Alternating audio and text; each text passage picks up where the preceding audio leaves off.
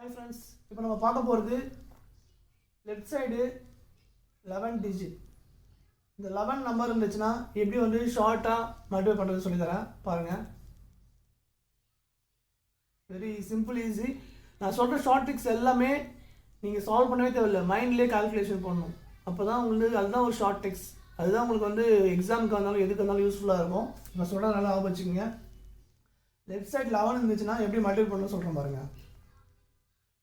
இந்த டிஜிட் அப்படியே இங்கே இறக்கிங்க, இந்த டிஜிட் அப்படியே இங்கே இறக்கிங்க, இது ரெண்டுத்தையும் ஆட் பண்ணிக்கோங்க. 385 இதுதான் இதோட ஆன்சர். இதே மாதிரி இதை சால்வ் பண்ணலாம் பாருங்கள். இந்த டிஜிட் அப்படியே இங்கே இறக்கிங்க 9, இந்த டிஜிட் அப்படியே இங்கே இறக்கிங்க 2, இப்போ ரெண்டுத்தையும் ஆட் பண்ணுங்கள்.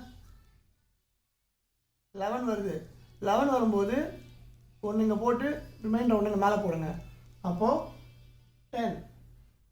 ஓகேங்களா? இதை கூட்டினா வந்து 10 வரும். 10 1 2. ஓகேங்களா? இதுதான். நெக்ஸ்ட்டு இப்போ 3 டிஜிட் இருந்தால் எப்படின்னு பார்க்கலாம். 3 டிஜிட் வந்துச்சுன்னா அதே மாதிரி ஃபஸ்ட் டிஜிட்